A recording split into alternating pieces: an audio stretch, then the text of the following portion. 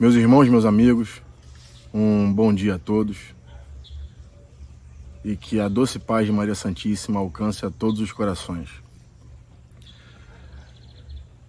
Diante do advento da internet, que já acontece há muito tempo, a informação ela ficou muito mais fácil de ser emitida, de ser captada, de ser melhorada, transformada e denegrida, inclusive, mexida de uma forma negativa, ruim, pejorativa. E diante de tudo isso que a gente vem ouvindo, vendo, lendo na internet, então eu decidi fazer alguns curtinhos, não polêmicos, mas coisas que fazem sentido a um médium novo como eu tenho 15 anos de caminhada, diferente de tantos e tantos que têm 40, 50 anos aí trabalhando incessantemente pela Umbanda. Mas eu me sinto na responsabilidade, na obrigação de falar algumas coisas pontuais. Uma delas é o embranquecimento da Umbanda. Eu creio que muitos de nós já leu, já ouviu numa roda de bate-papo, já viu em vídeos do YouTube, ou até mesmo do Facebook, essa frase: o Zélio embranqueceu a Umbanda, o Zélio fez um desfavor para a Umbanda. É uma coisa muito triste de se ouvir, muito chata de se ouvir. Uma vez que eu fui médium da Tenda Espírita São Jorge, a 6ª tenda fundada sob as ordens do Caboclo das 7 Encruzilhadas, conheci a Tenda Nossa Senhora da Piedade, tenho amigos lá. Meu dirigente na Tenda São Jorge foi Pedro Miranda, era Pedro Miranda, alguém que teve contato direto tanto com a Piedade quanto com o Zélio, Pai Antônio, e era alguém que militava diuturnamente em favor da Umbanda. Mas, voltando ao assunto, aí a gente escuta assim: o Zélio embranqueceu a Umbanda, ele fez um desfavor. Gente, o que seria embranquecer a Umbanda? Eu já li e já ouvi em grupos do WhatsApp que o Zélio, junto com o Caboclo das 7 Encruzilhadas, o humilde Caboclo das 7 Encruzilhadas, tomou para si o modus operandi, ou seja, o nome Umbanda, e disseminou entre os brancos, elitizando a religião. Isso traz uma gama de pensamentos, de visões, enfim, é um campo vasto a se pensar. Mas se a gente for voltar lá atrás e pensar como a cabeça da época, tentar pensar como a cabeça da época, as macumbas cariocas, e não só as macumbas cariocas, os rituais que existiam Brasil afora e que ainda existem, que não eram homogêneos, ou seja, não tinham a mesma forma, não estavam sob uma mesma égide espiritual, eles durante muitos anos foram atacados, eram atacados e eram mal vistos. Só eram bem vistos quando o branco, sim, aquele de posse, precisava de uma rezadeira, de uma bênção, de uma cura, e aí procuravam. Mas mesmo assim, depois que encontravam o que buscavam, renegavam e diziam que jamais tiveram contato. Porém, quando o Caboclo das 7 Encruzilhadas vem e ele combate o elitismo dentro de um centro espírita, todos sabem, aqueles que não souberem, eu vou deixar um link aí na descrição com a história da Umbanda, mas ele vem e no meio elitista, que não elitista e de intelectuais, que não aceitavam a presença de espíritos que fossem de caboclos, de pretos velhos e por aí vai, porque entendiam na época, alguns até hoje, infelizmente, que eram espíritos que não tinham o que somar, não tinham uma mensagem a se passar. E então o Caboclo das 7 Encruzilhadas vira e diz que, diante dessa máxima deles, ele estaria, então, iniciando um novo movimento, né? A Umbanda, onde os espíritos que tivessem o que ensinar, ensinariam, e aqueles que quisessem aprender, aprenderiam. E a nenhum espírito viraria-se as costas. Bem, iniciou-se o movimento no dia seguinte, né, no dia 16 de novembro. Foi um alvoroço, muita gente indo, querendo saber. Os próprios dirigentes desse centro de Niterói, desse centro espírita, se eu não me engano, é a Federação Espírita de Niterói, eu não tenho esse dado correto agora, certinho. Mas foi em Niterói, foi numa federação, e até eles mesmos foram lá buscar para ver se realmente isso ia acontecer, se uma nova religião ia surgir. E surgiu. Surgiu trazendo benesses a todos aqueles que foram buscar, benesses físicas, benesses mentais, cura em especial. Tem uma passagem, inclusive, de que quando a Umbanda é anunciada, quando ela inicia no dia 16, os manicômios de Niterói ficaram vazios. Isso é um movimento energético muito grande, muito imenso.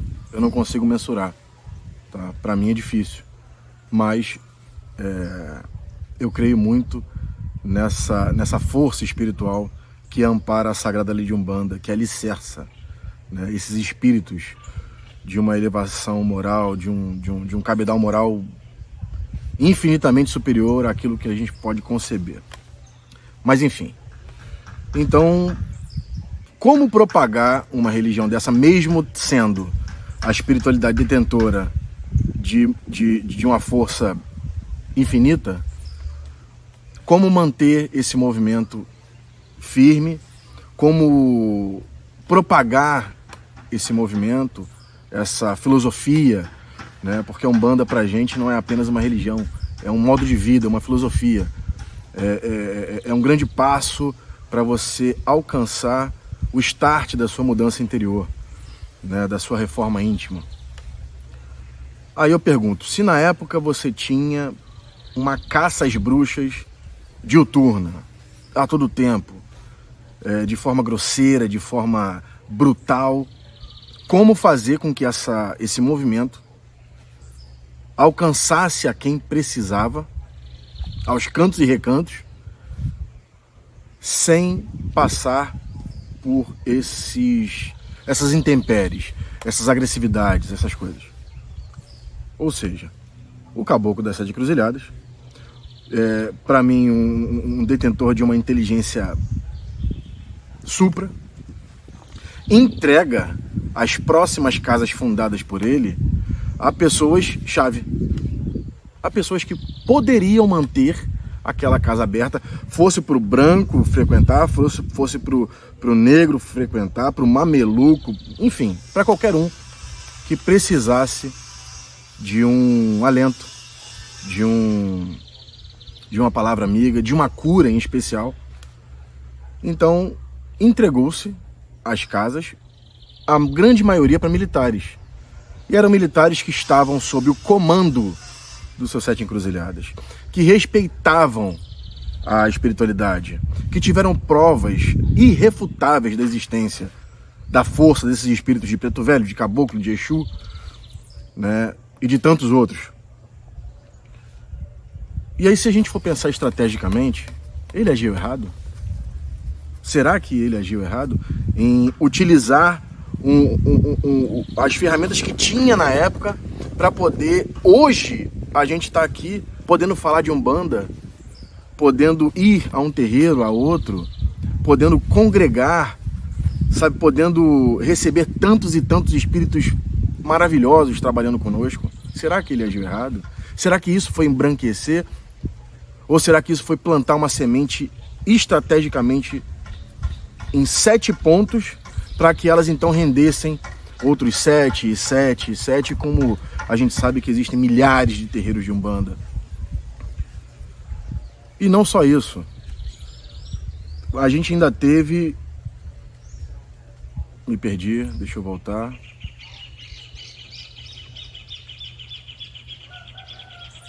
Então, através dessa dessa estratégia trazida pela espiritualidade, foi possível todos esses terreiros hoje existirem, estarem aí, mesmo com tanta intolerância, que existe sim, né? Mesmo com tantos percalços que a gente vê passar, terreiros sendo destruídos, terreiros uns contra os outros, sim, né? Infelizmente, os evangélicos, não só eles, os católicos, muitas searas religiosas, apontando o dedo para um bandista, para o candomblessista, sem necessidade. Existe um espírito chamado Seu Malandrinho do Cruzeiro das Almas. E ele falava o tempo todo assim: para cada pé há um sapato que lhe cabe. E se a gente entendesse isso, a gente não se preocuparia com o outro, com a religião do outro, sabe? Com nada disso. E mais ainda, voltando a essa parte do embranquecimento da Umbanda, que é, desculpem aqueles que creem, mas para mim é uma falácia, uma bobeira. A gente perde tempo falando disso, a gente perde tempo pensando nisso, porque qual a diferença que vai fazer se hoje vier uma informação do mundo espiritual dizendo: olha, o nome Umbanda, porque é isso que é discutido, o nome Umbanda vem da cultura banto e iniciou-se em 1020 depois de Cristo. Tá bom. Culturalmente falando, ok, um reparo cultural, se fosse esse o caso. Mas o que refletiria de fato, real, no trabalho da Umbanda, na mensagem dela? Eu não sei. Porque a Umbanda, ela traz raiz africana, ela traz raiz ameríndia, ela traz raiz europeia e traz a raiz oriental. Então, eu não entendo. Ah, tem um pouco mais de África, tem um pouco mais de ameríndio, tem um pouco mais de Oriente, tem um pouco mais de europeu. O que isso importa? Umbanda é a senhora da luz velada. Ela trabalha em silêncio. Ela não precisa de defensores ou populismo. Não. Ela faz o trabalho dela. Ela arregimenta os espíritos e nos arregimenta também para realizar um trabalho silencioso, despretensioso, porque o médium de Umbanda, ele está aqui para servir e não para ser servido. Ele está para servir. E a gente serve o tempo todo a espiritualidade. A gente serve o tempo todo aqueles irmãos que chegam agonizando, doentes, desesperados, sem uma esperança. É isso que importa. Se ela veio do Banto, se ela veio da China, se ela veio do Himalaia, o que importa? A gente se liga muito em coisas que não fazem o menor sentido, que não vão mudar nada, absolutamente nada. Se algum de vocês me disser, ou tiver uma visão diferente, por favor, comente. Eu sou aberto a novos pensamentos, eu sempre fui.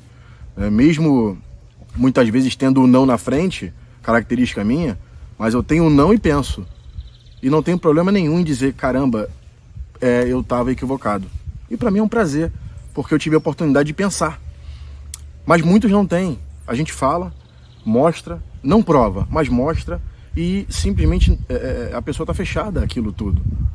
A uma nova visão, a se redescobrir, ou a enxergar com o prisma do outro, através do olhar do outro. Nem todo mundo tem condições intelectuais de estar lendo trocentos livros e buscar as mínimas nuances nesses textos para dizer: olha, a diáspora africana, olha, nem todo mundo faz isso. A dor das pessoas levam elas ao desespero, levam elas a bater numa porta no terreiro de Umbanda, a bater numa porta na igreja evangélica, a bater na porta de um centro de Jorei. E normalmente é o que está à mão, está doendo, vou ali. Eu preciso de uma cura, eu preciso de um alento, eu preciso de paz. que é isso que a gente busca, na verdade, né? A paz interior. Então, meus irmãos, é o tipo do assunto que não vai levar a gente a lugar nenhum. É um debate que é infrutífero. Não há frutos nessa árvore plantada. Eles vão regar e não vai ter fruto. O fruto é o quê? É dizer, ó, legal, eu estava certo, veio do banto. Tá bom, acabou. Simplesmente acabou a conversa. Então vamos pensar que a Umbanda, ela é universal. A Umbanda, ela tem influência de todos os cantos. Diariamente a gente tem notícias de novos espíritos que são arregimentados para trabalhar. E médiuns novos, cada vez médiuns de 20 e poucos anos, dirigindo o centro de maneira adequada, de maneira correta, séria. E aí nós, a grande maioria que aborda esse assunto, né, são os mais velhos. Tem que haver uma reparação para a Umbanda, não tem que haver nada. Tem que haver você trabalhar. Tem que haver você botar a sua cabeça no travesseiro e dizer assim, caramba, eu fui útil à espiritualidade. Eu consegui passar uma mensagem junto com meus guias de amor, caridade e cura, que é um jargão utilizado em especial pela minha amada Mãe Isabel. Amor, caridade e cura. Se a Umbanda, ela é a manifestação do Espírito para a caridade, e caridade quer dizer amor, e amor é uma ferramenta de cura, Umbanda, amor, caridade e cura. Seja para o intelectual, seja para aquele que não tem condições de avançar intelectualmente, seja para quem está sofrendo, seja para o desencarnado em especial. Nós sabemos o quanto os terreiros de Umbanda trabalham para os desencarnados também, que as nossas sessões não acabam no silenciar dos atabaques. Ali é que continua realmente um trabalho muito sério. E aí eu pergunto mais uma coisa. Vocês já viram algum caboclo, algum preto velho reclamar porque disseram que a Umbanda veio com Zélio de Moraes? Ou foi arregimentada, organizada, categorizada pelo Seu Sete Encruzilhadas? Eu nunca vi. Discussões mundanas, humanas e baixas, sem fruto. Fruto zero. Temos notícia, através do nosso irmão Diamantino, que antes do Seu Sete Encruzilhadas veio um caboclo chamado, se eu não me engano, Caraguçu, e já trabalhava no modus operandi que o Seu Sete Encruzilhadas trouxe. Sim, para mim não muda nada. Nada. Foi um caboclo anunciando que viria um caboclo, ou já trazendo um modus operandi que foi posto de maneira mais pública por outro caboclo. Eu deixo aqui para vocês pensarem qual a importância que há nisso. Se o mais importante não é trabalhar, se o mais importante não é deixarmos de ter inimigos para termos amigos, se o mais importante não é se dedicar à reforma íntima, se o mais importante não é se dedicar às preces que nesse momento de pandemia, onde tantos e tantos desencarnam, aos montes, aos baldes, precisam. E você? O que você acha? Até a próxima.